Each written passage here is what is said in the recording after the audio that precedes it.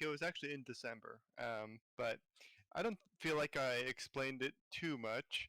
At least about like a character that's introduced. So those of you who have played the prologue have met Aniya. She's the sister of Sholei. She's Irvani, so she has the red hair and the kind of goldenish skin. Um, and the question was that why does she have this strong, blunt personality, but not the stats and the combat efficacy to back it up, right? Why is it, the, and I can see how that is a little off-putting because she acts like she's protecting her brother, that she's doing, that she's kind of in command or control of a situation, even though when you actually put her face to face with an enemy, she doesn't fare well. Um, and it's not super well explained in the prologue, Right. and that's because she doesn't get a whole lot of dialogue just yet. But the thing is, so they've been, they're obviously siblings, so they've grown up together, but they've also grown up um, in a family where they have a special bloodline, the bloodline of Helja. Now, what is this? So there's these 12 different bloodlines in the world, and they all cause these incredible effects on people's abilities to use magic or even their like physical abilities. But more importantly, the people who inherit these bloodlines, they get access to these incredible artifacts as well that can further boost their abilities. But there's also this expectation for them to take on roles as leaders or just people in the world politically that are either in an advisor role or as a literal like leader of a group. Um, because they have this legacy, right, behind each of these bloodlines, that they were either a founder of sometimes an entire region as they helped rebuild it after the severance, or as someone who did these deeds during the severance to protect people. Now, Helja, the bloodline of Helja, goes back a long ways, and it's actually supposed to be the bloodline of Razan, or not Razan, sorry, Irvan. So Irvan is both the name of a place and an individual. He ruled a massive area as sort of a god figure. Not really an emperor so much because it was a disparate region, but they all more or less worshipped him because he was by far the best fire user on the planet easily, and he had access to information that really only the gods knew about, and this whole region revered him and looked to him for guidance. Now, he was sort of a wishy-washy person at times and wouldn't exactly do even what was in the best interest for himself, but sometimes for his empire, sometimes for Nysera. So he's this enigmatic individual, well known, literally has a whole region named after him.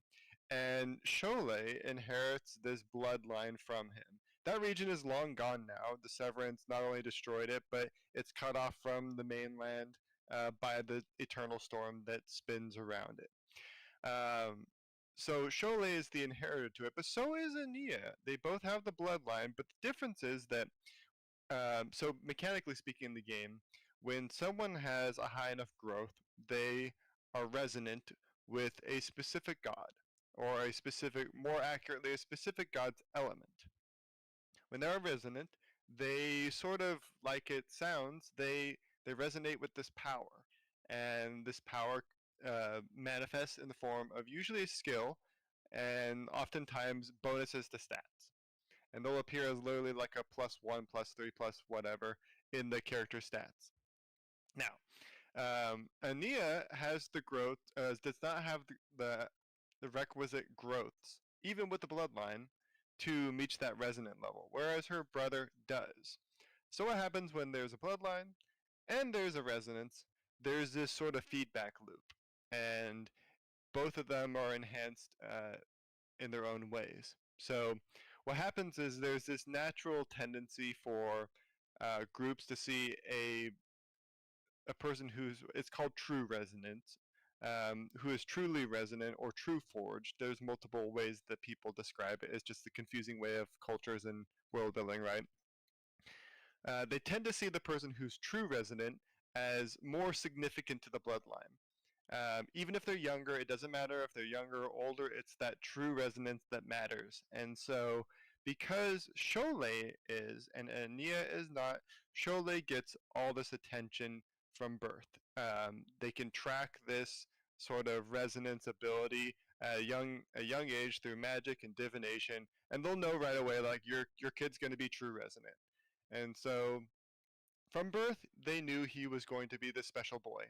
And so he got attention and he got all sorts of allowances for failures and mess ups, and in some cases, not even being a very good mage because he just had a more lax life. Whereas Aniya, even though she was skilled, um, did not. And in kind of the way that kids do when you have this one member of your family that is so prominent, kids tend to find different things to stand out, right? Or they become little wallflowers and they don't care and they move off and do their own thing. Whereas Ania didn't have that kind of personality. She had more of the personality that she wanted to be recognized as well.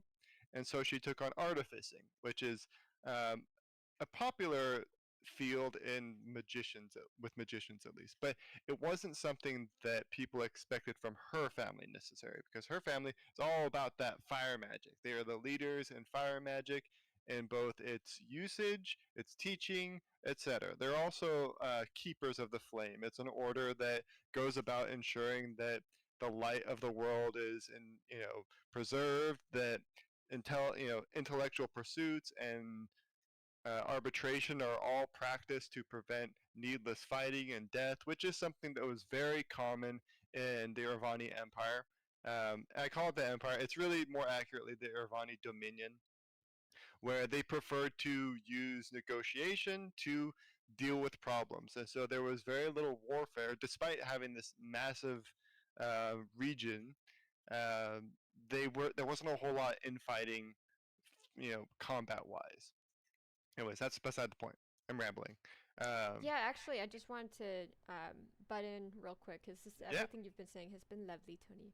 Somebody has a question about queer relationships in Lords of Nysera, if they exist, sure. and yeah, can you talk more about that?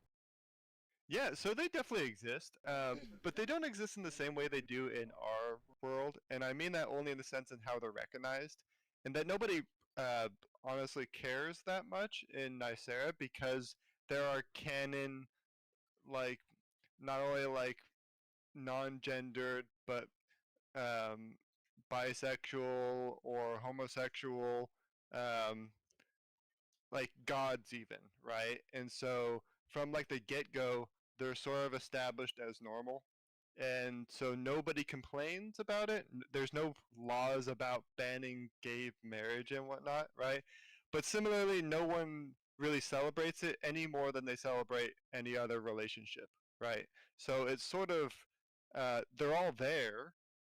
There's transgender people. Magic makes transgenderism very easy, and so that stuff happens pretty easily, and nobody makes a fuss about it. So I would say yes, it exists, and that's the difference. It kind of takes a very a take I Red really Star like is says they love that. yeah, I And then, love the developers of the Arcane series. They have the same perspective, and I really appreciated that. Where it's like they honestly have bigger problems in the world, right. and anyone who like would start a campaign or some like movement to stop like gay relationships or something would be so strange to Nicerians. They would honestly laugh at them. Like they would think that they're crazy because that would be so out of the blue and so unusual um, as to be kind of ridiculous. I actually remember reading the Korra comics, and I thought that it was cool that Avatar? Korra and Asami, yeah, the Avatar. So this is another little aside.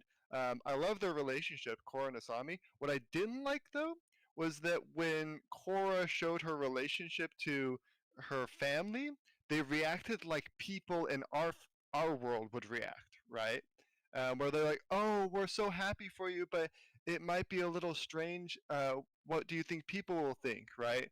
And I just thought that was like, what why does it gotta come back to our world, right? Like, it seemed really strange, at least to me, because it lost that fantasy feel of like this is a different world. They have different like cares, right? Where it made sense for some places, I guess, to have like I don't know, maybe it was because it was water tribe stuff, and the water tribes have like traditions and junk, That's and true. It is kind of that fell consistent with the into it. lore. But see, I didn't mind it so much when it was like traditions about water bending, right? Because then it was a world building tradition that was nonsensical, right? That like women can't be combat waterbenders, which was a stupid tradition because obviously um, Katara was an excellent waterbender and she wasn't going to be just a healer. Um, so I guess like that was a fun way to play on tradition, but to play on tradition in a way that only meant anything to our world, um, it just didn't add anything to it in anyways. I don't know. It's because there wasn't like a history of it to explain it, right? So I don't know. I do wish that they expanded more on the relationship with Asami and Korra, because I feel like that came out of the blue, but I can also be heterosexually stupid. Yeah, I was pretty heterosexually stupid about that too. Because if you actually like watch a bunch of if you go back and you watch it all, it's like, oh yeah, it's there. Like it's pretty obvious. But again, we're we're not talking about the Avatar: Last Airbender. Yeah, yeah, yeah. My point being, that's my response to that Right. question. No, that's great. I love it. We love it. Okay. Yeah, and so I guess that's another to bring it back to Aniya, right? It's not uncommon for women to be brash and blunt and have no capacity to fist fight, right? They there there is no traditional because like even the main god of the pantheon, Kaitos, she is not seen as like a motherly creator. She is seen as this divine force that can like crush a star and make a world from it, right? If anything, she is seen as a violently creative individual, not like this motherly birth-giving matron.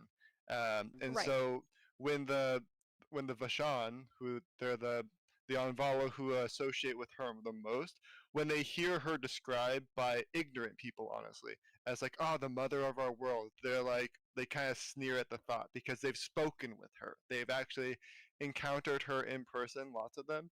And to think of like calling that individual a mother in any way, which she does not treat her creations as like her children, she creates them as like blocks of wood that she's shaped out of lumber, more or less.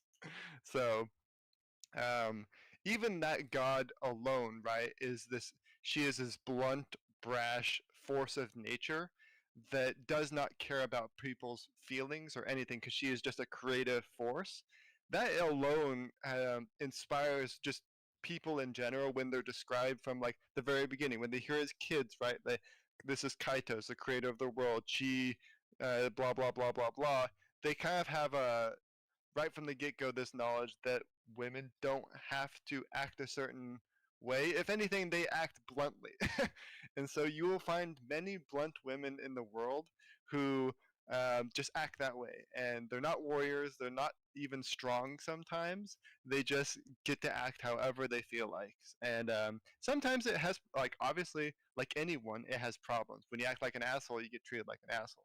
And so people will respond to them like, why are you so mean? um, or whatever it may be. So another explanation for where Aniya comes from. She comes from, it's part of her personality, her upbringing to be more outspoken, to garner attention. So she's not just overlooked by her sparkly golden brother, the true forged inheritor of Helja, and also to make her own way and cut a swath and pathfind her way through life. So.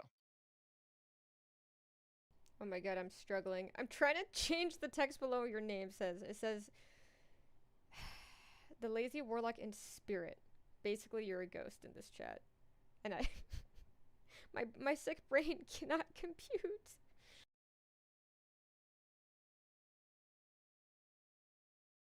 But sorry, that was like really random. Okay, so um Red Star said, "You are devs, you might as well be so." And is this chat on YouTube? This chat is on YouTube, correct? Yes. Okay, I need to go onto the YouTube chat. Yeah, just be sure to turn off the volume when you do. And then they also said, "Love that too. Real people do not necessarily respond mechanically to their actual personality.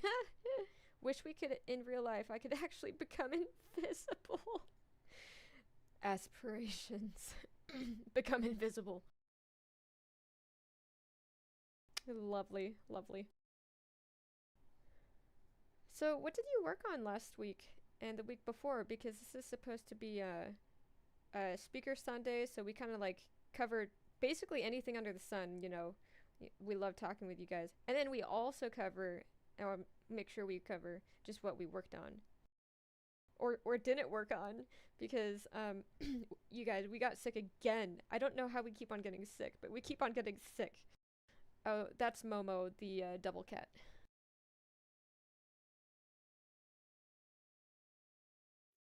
Yes, this is Momo. She has decided that she's going to bother me during the stream, which is fine. She's like, "Oh, you're streaming?" Well, like, oh, you're doing something that is not petting me? Well, that needs to be rectified. But to even okay, so what did I do this week? So I've been a little slow to progress, at least at the rate that I wanted to. I've actually been getting a lot done, and I don't give myself enough credit. But I have been doing all the scenes and events that occur during chapter 3. So a lot of the build up is the we've talked about this in a previous stream. A lot of the build up is sprites and junk, but the real meat of the chapter happens in the event. So this is when on a certain for example on a certain turn, a bunch of reinforcements show up and they're new contenders. So I've been mostly doing that, but then there's conversations. So anyone who's played Fire Emblem 4 knows there's like cool little conversations you can have between characters on the maps. So in Fire Emblem 4, it's not super well explained. Like there's sometimes like it'll say in their character like can talk to so and so, but you have to remember to even look at that. Whereas in Nysera, like when you select a character and there's someone nearby they can talk to, a little speech bubble pops up, right? So I love adding these conversations because I feel like when, for example, two characters that haven't seen each other in a long time, maybe years, right, and they show up on the same map for the first time in years, they should have a conversation with each other, even if like they're not necessarily going to have they're not used to recruit them, right? They're just like, hey, I know you, and you're here. Isn't that crazy? Um, that I love that kind of stuff. So I finished all that for chapter 3, and this is a big one because you've got it's the biggest conflict in for probably like couple decades, right? In Avalon, you got this huge force of Sartians who are invading, trying to take the capital, and you have your force who's just finished retaking the south, and you have to deal with this massive army.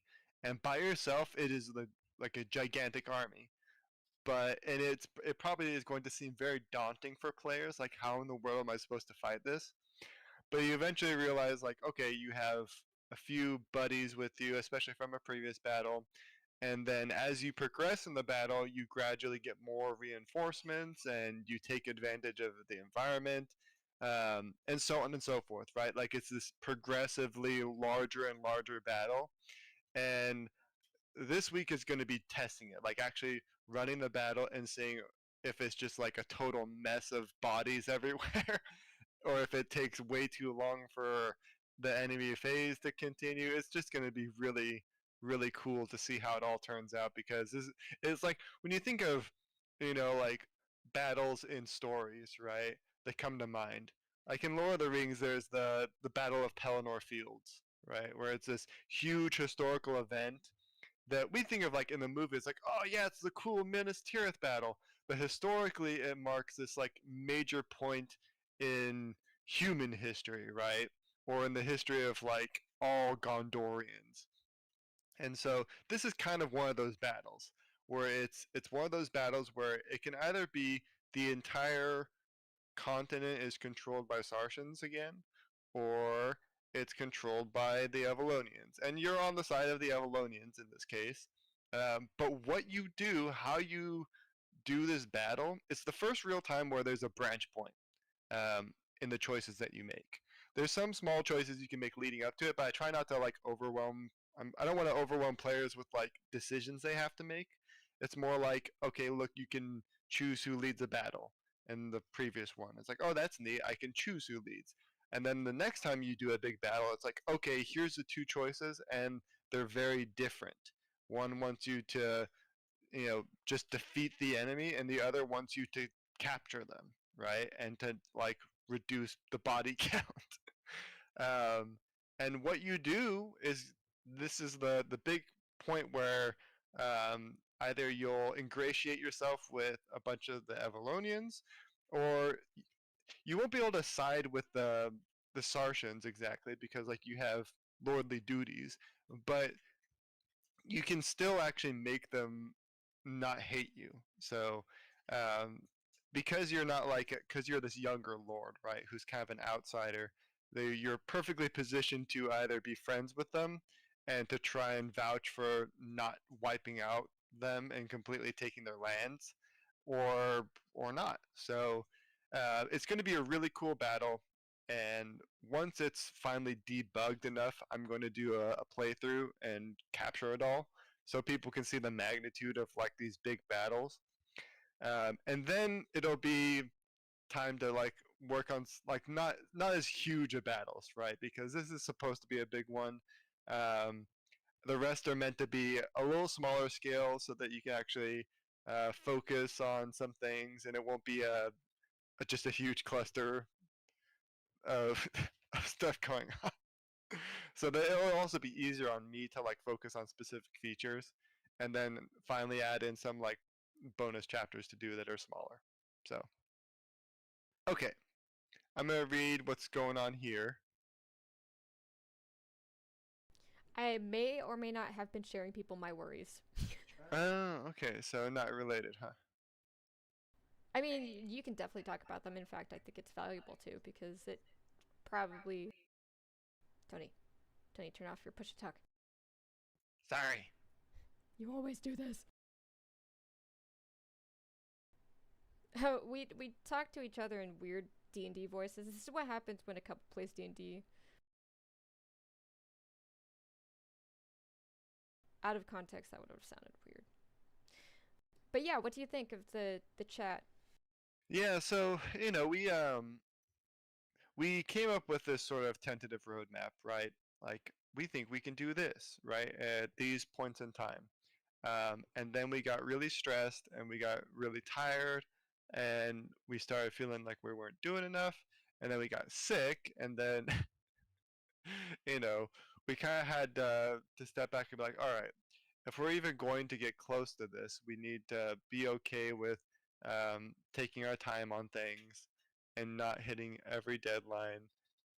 And also we need to just actually finish the chapter first before we can really plan out how long each of the one's going to take. But we can't beat ourselves up, and we can't stress ourselves out, because we're just going to make it worse.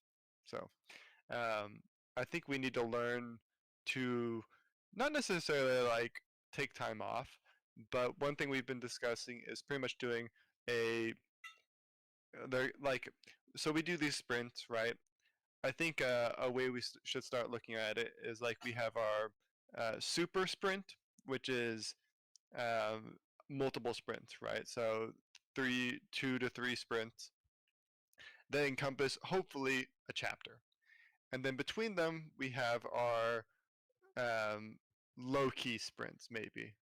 And in those low key sprints, we work on things that help inspire us and keep our creativity pumping, right? As opposed to, like in my case, I've been just working through events and scenes and debugging and writing up things for conversations and whatnot. And sometimes that's fun, but sometimes it's grueling. And in this case, it's been grueling because it's just been so much. And I start to lose that creative juice after a while. And so we've been talking about how we need to break up. At some point, we need to break up these huge super sprints with some kind of smaller ones. It's still on track. We're still working, but we're taking a break from having to focus on a singular big project in the game and play around with some stuff. And I've sort of been doing that already. Like, I kind of already mix up my time off with doing artwork. I've added 4 different items to the game that were not even part of my sprint. I just do them when I'm relaxing, and I just draw them up. So Okay, I think I have an idea for us because this might be. I'm gonna raise my hand because you're right next to me, and then we could switch push to talk, and then. Okay, I really shouldn't be talking today. My brain is really bad, but I did have um an add-on. I am realizing this is the first time as a couple we're working together in this way, and what I've noticed through the last few sprints is I don't listen to my body at all. And I can see my friend is on, she's very much aware of this. And I didn't realize how bad I was about taking breaks until I was working with you. Oh, with my voice? Oh, should I turn it down? Um, I think you sound fine. okay. Yeah, I just didn't realize that I've always like worked, we've always had work separate, Tony and I.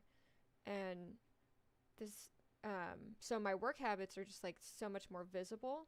And one of my work habits is I just get like hyper fixated and super crazy focused to the point where I will work myself to exhaustion. And I think Tony,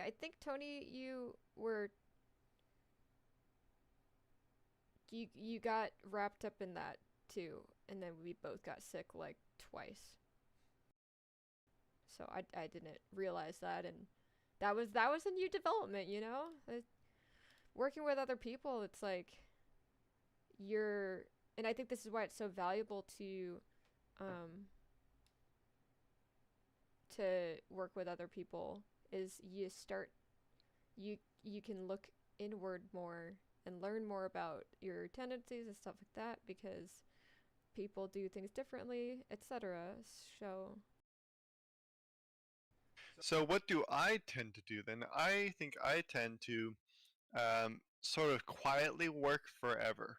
Um, and where like I will stop working on my code and then I'll take a break and do artwork. And I'm still working though, right? Um, and then when I stop doing the artwork, it's like, oh, well, I added this artwork in. I should add it to the game now. And so I start putting it into my lists and I add it into the game and do the data values. Excuse me. And then suddenly I'm working again and not resting, not even art resting. And so I'll just kind of do that, right? So I'll work all day, and then at 5 o'clock I'll start doing artwork, and then by 9 o'clock it's like, I'm still working technically, and but I want to finish this art piece before I go to bed. But then I finish that art piece, and then I was like, well, I didn't take any breaks today. Like I didn't actually stop and relax and or like play a game or even go outside or do something with the animal, like our pets or something, right? And so I think even to myself, I'll sneak in more work than I should be doing and not take breaks, like consistent breaks after work because it's so freeform, right? Like I don't have a 9 to 5, and so I never have to stop working, but I also never have to start working at certain times, right? So in the end, it just means I usually work a lot more. And it can feel like you have this flexibility that if you're not working you're being lazy, but the truth is you're probably working a lot actually. Um, and then it sneaks up on me. It'll sneak up on me like, oh, I'm actually really exhausted and tired and I should have been taking more breaks. So and what did we work on these last couple weeks or tried to work on? try to work on like in the game or try to work on ourselves. Sprint. I mean, this sprint has all been about chapter 3 scenes and event like scripting. So lots and lots of conversations, which they all are going to have to be, you know, spell checked and edited. So I'm not worrying too much about punctuation errors just yet because I'm gonna have to redo them all at some point. Like have to edit them all, but just getting them in the game is really important because if there's issues, I need to know that there's issues. Like, oh, so and so's face didn't show up, right? Or oh, that crashes when this one starts. So just getting them in there is like a big part of the battle. Even though, and like lots of times, you know, I need to think of the conversation itself and what they talk about, and then there's rewards for lots of them, right? So if it's just a conversation, then the reward is usually they get a charisma boost, and or sometimes it's what's called an aspect boost. So everyone has an aspect in the game.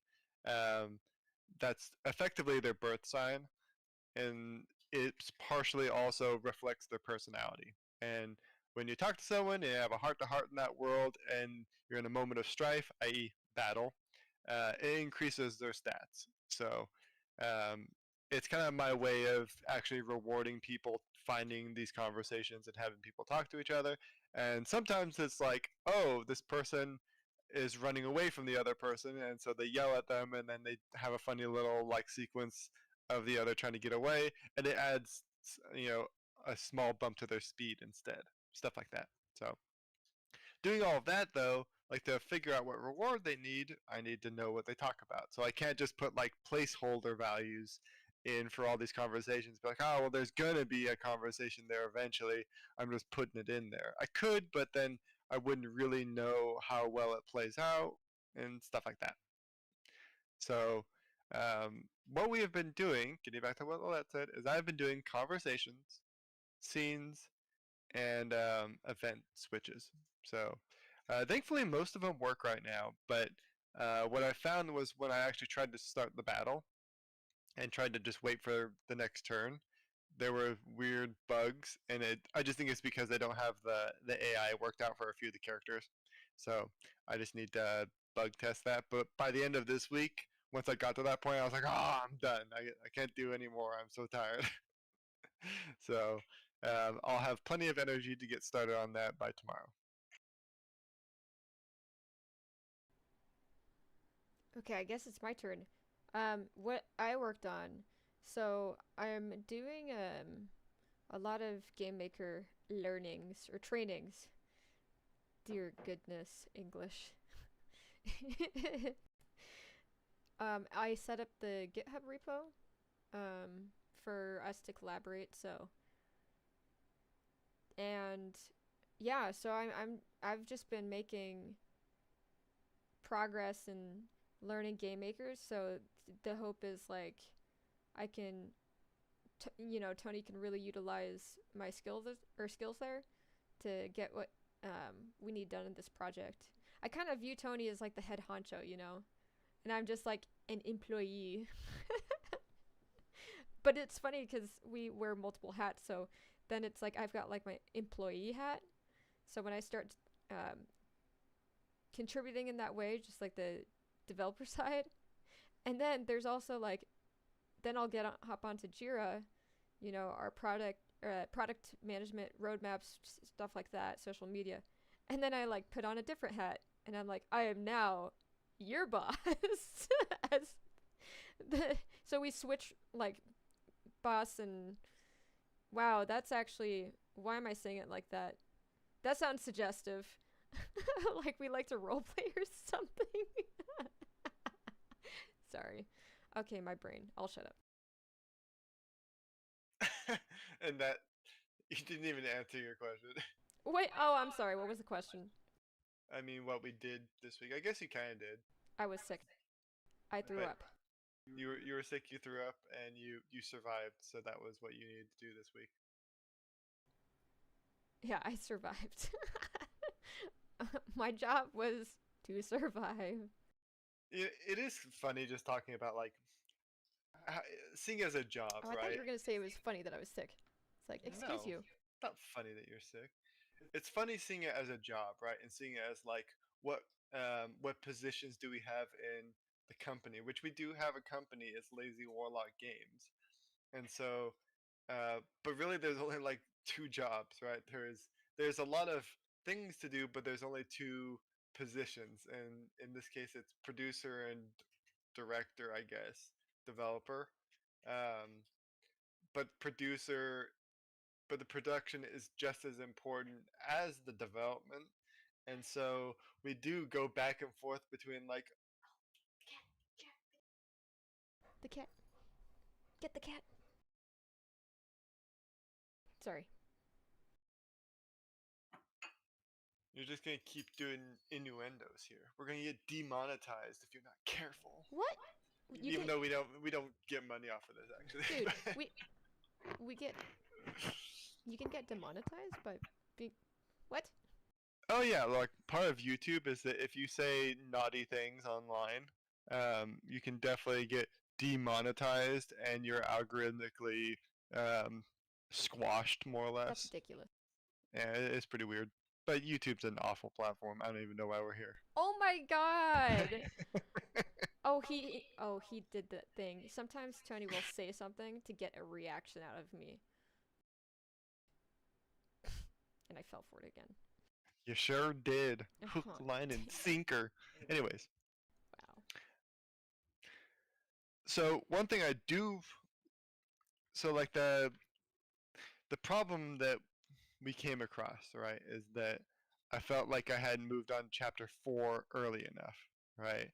And that was the point where Lilette more or less told me, like, okay, we need to not worry about the schedule so much, right? Because if it starts taking out the fun and enjoyment that drives making the game, then we can't just focus on that. Okay, I just like raised my hand. And Tony just gave me this look. But it is effective. That way there's no overlap and it's better all around quality. Okay, but I lost my train of thought. Sorry. I'm not with it today. I'm not with it. I had something good. I promise. It was good. Just imagine it. Okay. Continue. I don't even, you made me lose my train of thought now. I'm sorry.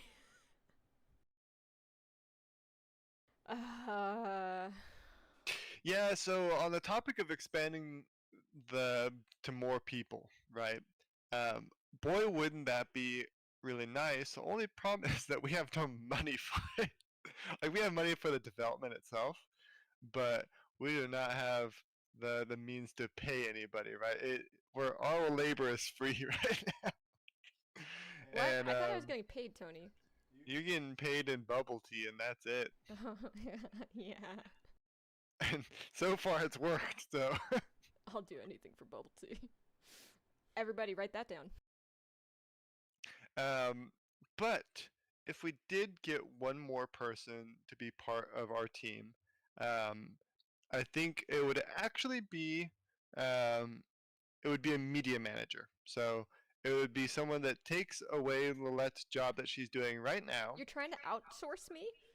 No, because your job is producer, right? You're not the marketer, even though you are the marketer right now. You're trying to replace me. Like, because she is actually taking on coding stuff right now, right? And she's really the only person that I actually trust to actually work on the game, because contract work is really fickle, right? So if you hire someone on to work on a game and to like, I want you to make a system for this, they might only get halfway through and then just like bail, right? They might break contract and suddenly you have a half finished product that they know the most about. Whereas I can bug her at any time once I have her working on a project, and very likely, unless she just like croaks out of nowhere, we're gonna be working on this for a while together. But Croaks. God. But media stuff is really time consuming, and can, for someone like us who is working directly on the game, can feel pointless, right? It's not. It's really important, but it can feel pointless because you type out something online and then post it, and then 2 or 3 people like it, right? They don't respond, and maybe you get like 50 people that get impressions, which is like maybe a scroll by it. But you spent time writing it up and doing it, and you weren't working on your game, and you weren't producing something, and you weren't communicating with the community, you were XYZ, right? Like the list goes on of things you weren't doing. And so if we did hire anybody, it would probably be some small part-time work to just do media management, and we might even do that It would be nice. come like maybe the 3 or so months before release, to just have someone just handle that. And I don't know how much it'll cost. We'll have to shop around, but that would be the only other person we would take on to the team, more or less. If we so happen to make enough to actually make a small studio, we might consider a third person, but we have no idea who that would be for now. That's extremely thorough. People wonder, like they see this really cool project, right? And they're like, if only there were more people working on it, more of it could get done, right? And this is true, but at the same time, it's also why lots of projects don't happen because there's either not enough people to do it, or like there's no money for it. Like there's just not enough money to make small projects happen. Um, in our case, we have just enough to get it done, right? We have just enough to get our prospective project done and get it out there and make it playable and update it over time. Um, any more will be difficult. One thing we have considered is maybe outsourcing the artwork for the battle animations. Oh yes, thank you. Um, I'm a stickler for artwork, and I know I'm like really touchy with especially my aesthetic. But if we did find someone who was willing to do some very high quality artwork that was modular and had some coding sense, right? Because the way I want to make it is that I want it to be modular, recolorable, and reflective of like all the different equipment that you can wear in the game. And so it has to be able to do that, and it also has to have a certain number of frames that I want to make it look good, and it has to be similar to my game, which is going to be hard because I'm not going to have the time to train someone to make it look like my characters, and even like designs, right? Like the armor needs to look right, and characters have to look right, so on and so forth. So, but that is a huge project that I want to start on at some point, but is either going to take a really long time for myself to do it, or it will require a significant lump of money to have someone else do it. So, we shall see. Okay, I want to interject there because I did do some research on this because I keep on pushing uh, my husband to get those battle animations in there because here's my thoughts on hey, battle animations are actually self-marketing, right? When anyone who sees animations, it's like they're really drawn to the game, you know? So in a way, it's like when you invest in battle animations, you're also investing in marketing. It has two purposes. So that's actually a very economic way of spending your money. And then also, there you don't have to do it. There are other alternatives. I came across, I forget what the name is, but I came across something on Steam, and it's like $20 or something like that, and it basically you can make battle animations. Um, it's a program that makes the battle animations for you. You just provide a couple different portraits of the sprite, and then it fills in the blanks, kind of like how people would hire animators back in the day to do all of the frames and stuff, but then you basically provide them like the keyframes, and then they kind of um, fill in the blanks. Yeah, there's animation interpolators. Um, I've seen a few of those. The the touchy thing you have to deal with is if they use AI, because Steam has a ban on AI generated art objects, right? Now, if it's your own artwork, who's to say? Um, so yeah, there are methods to do it, and I probably will end up looking into an interpolator to see if I can smooth out a few um, of the animation, so that I just do like Lilette said exactly. You pretty much keyframe it, but some of them have to be really well keyframed, right? And if you have to do 6 keyframes or even 12 keyframes to get it to look good, then you may as well have just done it yourself because you did all the work. um, but I haven't looked into a whole lot of interpolators. The last time I did, they were pretty old, honestly, and they've probably gotten better. But again, you have to consider like, okay, is it using an AI generation? Because if it is, then hopefully that doesn't flag it in. But again, if you're using your keyframes, I don't know. I don't know how that goes. But that would be probably a slick way to do it. Would be to do that. I am in the process of finding the name of it, the program.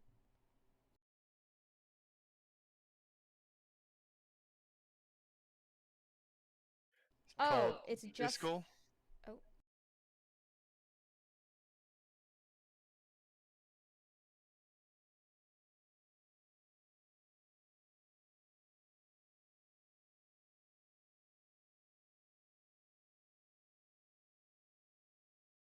Free online editor for animated sprites and pixel art. I swear I wish listed it. So I think it would be good to just continue. I'll find it myself. Um, but yeah, there's a lot of chatter on uh there's a lot of chatter on chat right now. Maybe you can address chat.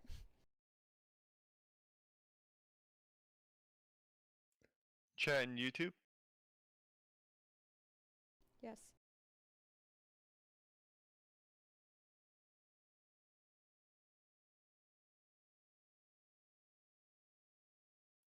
Oh, the FE Universe folk.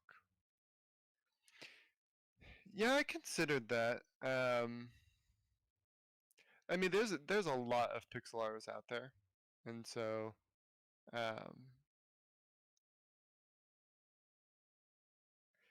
yeah. The only thing is like, so I could ask people there for help, but again, it's like I have a lot of pixels.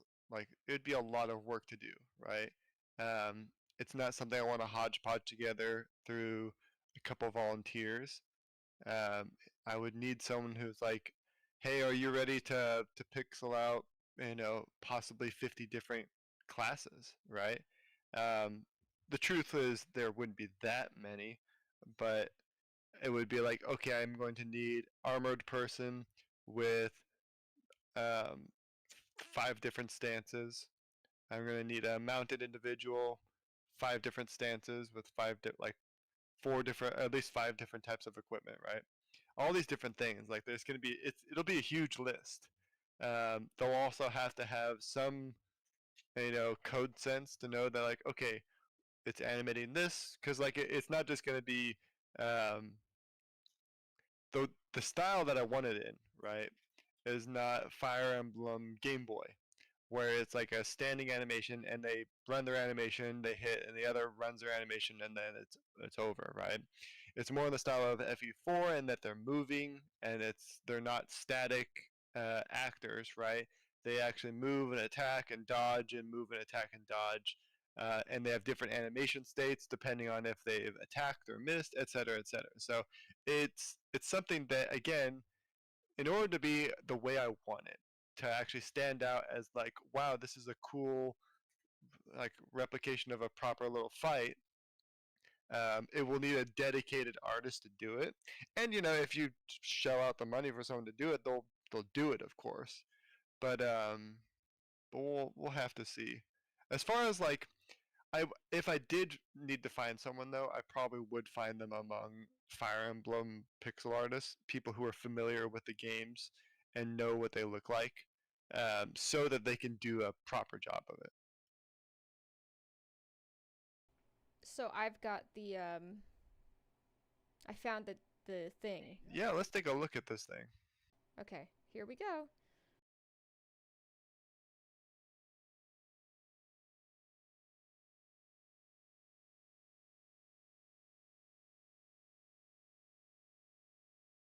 Yeah, so another option is splining, and I don't like splining, so I would not use splining. Most people probably don't know what that is, but it's more or less like a puppeteering version of animating where you like give them joints and they This just like. looks like that. And I typically do not use splining. And oh, it's 3D actually. Yeah. Yeah, so I have never used something like that. Splining is usually like it's a flat image and they just swivel. This is kind of like an advanced splining. Pretty cool though, huh? Yeah, it's interesting because it's more or less using uh a it's a pixel art shader is what it's doing, right? So um it's taking a 3D object and it's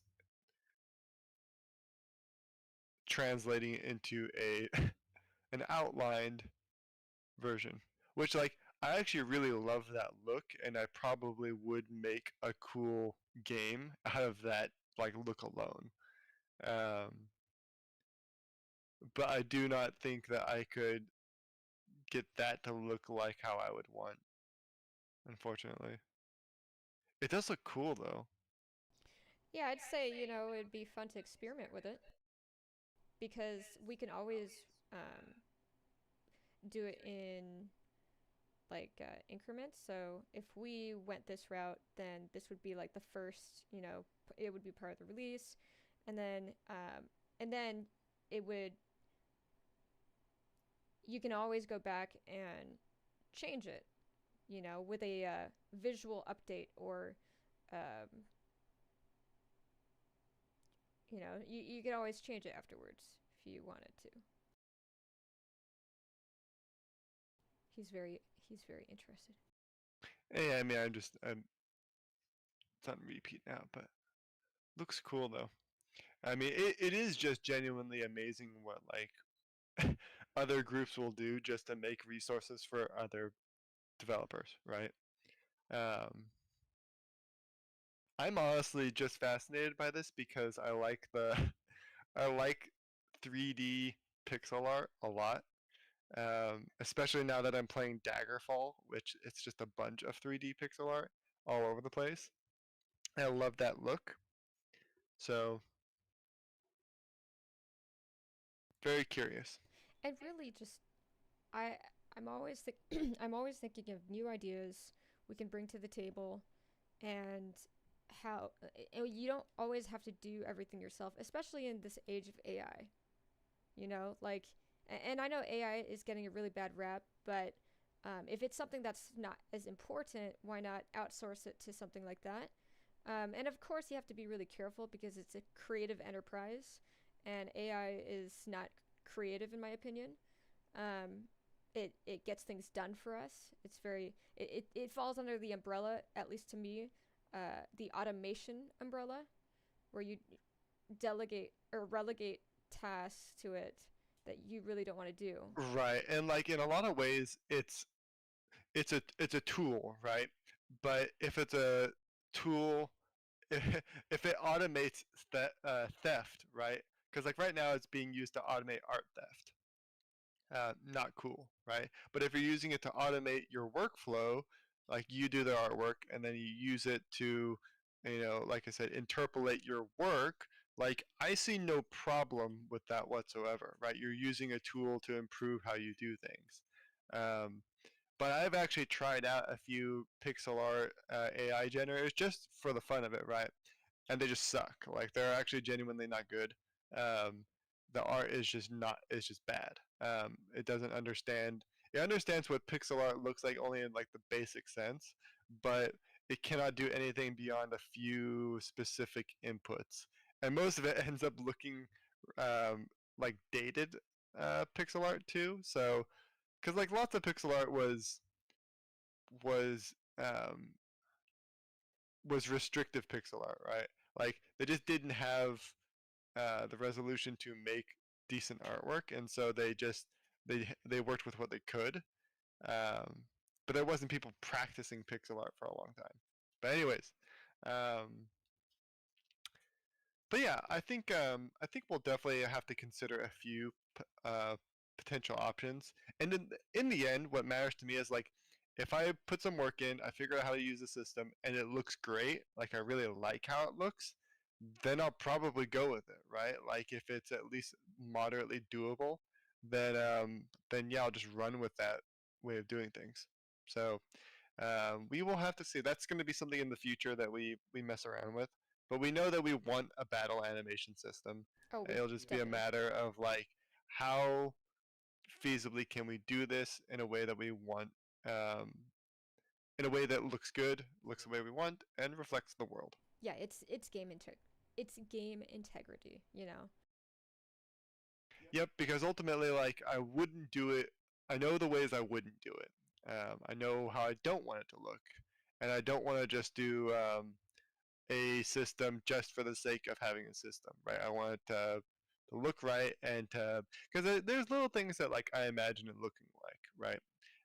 There's lots of terrain effects in the game, and so I want certain terrain effects to be able to show up in the battles. So if there's fire either on the spot they're in or next to one, I want there to be fire in the background.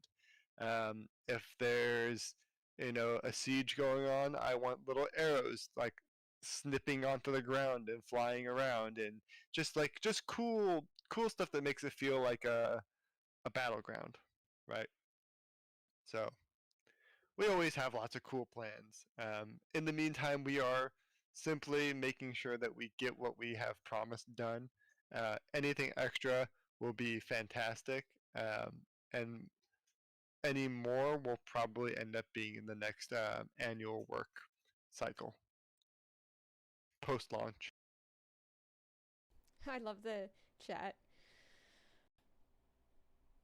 Hard to steal that from oneself. How do we not develop multiple? Oh god. Okay, so yeah, most quality AI art thingies are, funnily enough, either anime inspired, where they can lift almost at will from endless catalogs. Pretty much, yeah, yeah. I mean, they have, indie world. I think it's establishing your connections in your first game, your network. Self plagiarism, past self use would be outraged. Yeah, exactly. Oh, well, do we have any more questions, you guys? Yeah, anything you guys want to ask before we head on out? Thanks for Literally. waiting for us a little bit. We're both still a little sick, Lilette more than me. But I said that we should make our presence known, that we haven't just dropped off the map and disappeared somewhere. That we were just sick and Yeah. tired, and that we want to keep up our routines Yeah, when we can. he entered the room, and I've been like bedridden, right? And um, he's he, actually, I don't know where that thought was going. I'm sorry. It's okay. I'm pretty sure you said something important to me, but the gist of it is he got me to do Speaker Sunday because I blinked. I didn't even know what day it was. I think that's what I was trying to say. Anywho, so yeah, no, the sick stuff is like, uh, all right, fall asleep, have a great night. Um, the sick stuff is definitely real, and I think there's just like mental pressures too, because it really only happened after we released the roadmap. So I think that there's like this thing that we have to reconcile. Yeah, it That felt we more serious when once we had the roadmap. I was like, oh no, it's official. But it wasn't really official. It was just like, here's what we think we can get done. And I think maybe a month from now, we should release like a proper roadmap that is like, okay, guys, based off of how long it took to do this really big map, this big level, here's our roadmap for playtesting. Yeah, exactly. I do want to look up how uh, AAA companies do that stuff like that because I don't want to miss anything. We need a solid North Star. One thing really quick I wanted to talk about too, that I don't know if it's been something that's asked very much, but for those who are wondering when the next update to the demo is going to happen, right? We kind of initially like semi-promised like regular updates on Friday, But quickly I realized that I can't do that because if I'm working strictly, like if I put in my sprint, right, I'm going to work on chapter 3. None of chapter 3 has to do with the demo. There may be new features added, but they're not added in a way that can be tested in the demo. Otherwise, I am not working on the chapter 3, right? So, um, for those wondering when is the next update going to be, it will probably be in our next sprint. I think I am going to plan on like because that's going to be our break sprint, right? Where we're not necessarily working on a big, huge hyper sprint anymore. We're just cleaning up some stuff, working on something else. I think that's where I'm going to actually put a bunch of stuff into the either the prologue. I'm gonna fix some things, or the demo arena. I want to put a bunch of new spells in there for people to try out, so they can mess around with it and see if like it just breaks the enemy AI and they can't do anything while you throw fireballs at them from behind a stone wall. So um, I'm not promising that, but I think I just wanted to set that, like, assuage people's mindset on that, that we're going to start planning out sprints for when we do demo updates. And then we'll let people know that this is the sprint that we updated on so that they can see gradual progress in it. Well, excellent. Okay, so I actually want to do a fun thing. So from the audience, can you think of a question, a silly question, you know, like very off-topic question to ask Tony and I? It could be anything, just for fun. It could be, what fruit disgusts you? Which I know already for Tony, that's basically all fruit except for pineapple. Outrageous, but true. Yeah, the grinding arena is funny.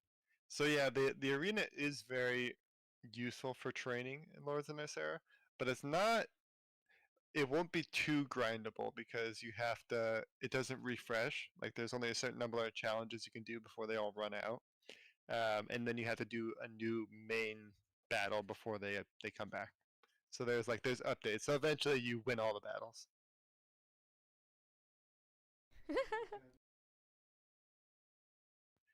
Yeah, that's funny. So that's game number 2 actually.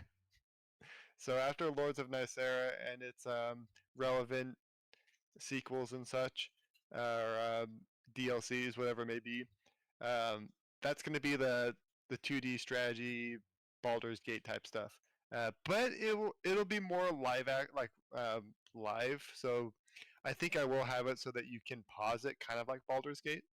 But it'll actually operate more like the Mana series. So if you ever played Secret of Mana, Legend of Mana, it'll play more like that with 2 characters that you can swap between. So that's a little sneak peek into what's planned for the future game. Oh, and from on Discord, if you could be any D&D monster, which one would you be?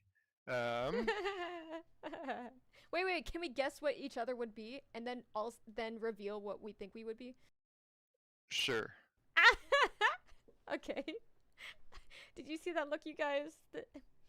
This is this is us all the time. He's like, "Ah, I don't like this." Okay, so what do you think I would be, Lilette? Okay. Well, you're definitely like some kind of like magical creature because you love magic, and then you have like this barbarianism about you. So something like that. So I would just say a wizard bugbear. A wizard bugbear. Wizard bugbear. Okay, so We fought one, remember? the And he funny. kicked our ass. So it's funny you like the first thing. Maybe this is a little self-deprecating, but when the question came up, my mind immediately went, I would be a gray ooze so that I could hide between rocks in a dungeon and never be seen by anybody. Oh my god. Okay, guys, him doing any social events is like pulling teeth. So he's gotten a lot better about it, and I'm so happy that he has. But everybody seriously, like, the amount of work and effort that this man has had to go through to be public like this is a lot. is a lot. So I'm so I'm so happy that he's got that courage and tenacity to do something even that makes him really uncomfortable, and even if he wants to be a Goryuz and apparently hide from everybody in some inconspicuous crack. Now, granted, that's not like necessarily what I would want to be, right? Like that's just what I think. Like if I was the Oh, average D&D creature, right? Like I would just be another gray ooze in a dungeon. oh, I would want to be a beholder because beholders are cool and they're like overly intelligent. But I would be like a really, I'd be like a really quirky beholder that's not evil or angry with people. Um, just hanging out, carving out my like inner sanctum, flying around and whatnot. And when people are like, "Hey, we came here to kill you," I'd be like, "Look, I could kill you guys really easily, oh but my if god. you honestly want to just hang, I'll give you some magic items. I've got a lot because I could just dream them up. And so I'll give you some cool stuff. Oh You can my. like, you can just like, I got eye stalks by the dozen, so you can just take one back as evidence to whoever you said was supposed to kill me, and um, and get your pay. Right? You get magic items. You get to go home, and you don't get killed by me. So adventure complete, right? But the truth is, I wouldn't be a beholder. I would be the gray ooze. So now you, what do I think you would be? Um,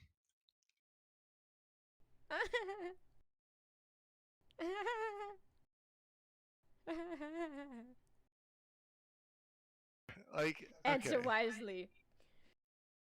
I I don't know why. I don't really have any consequence or real action behind that. it's funny because I've always seen you as like, Oh.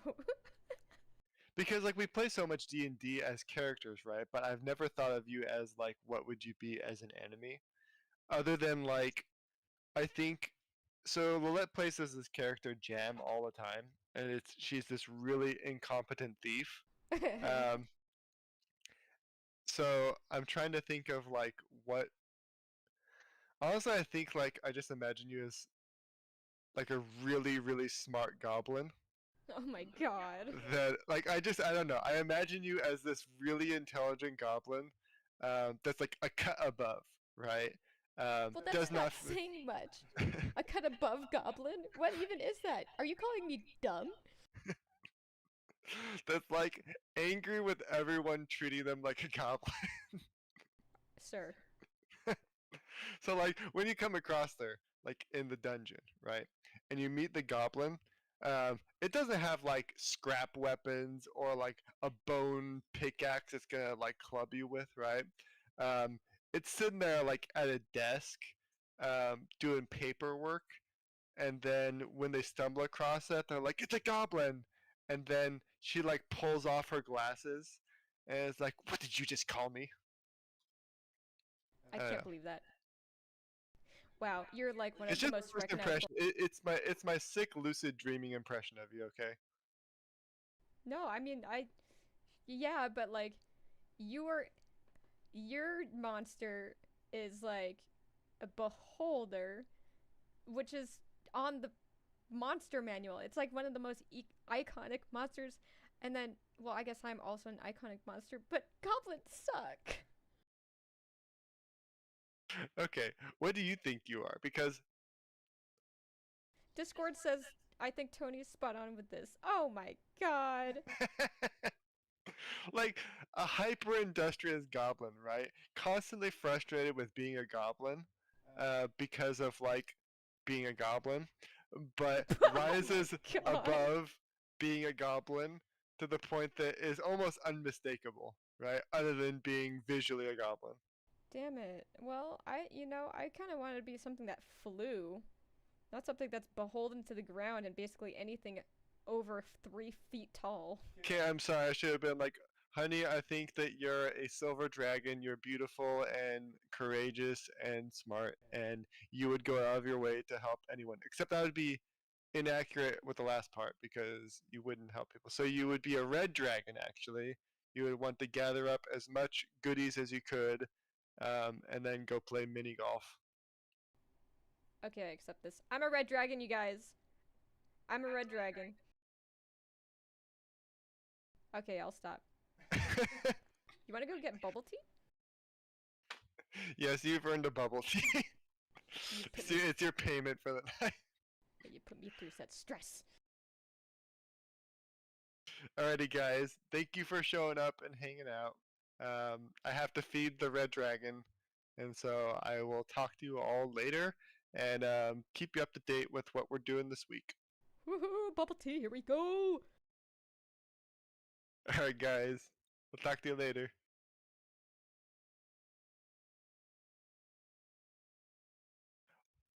Bye.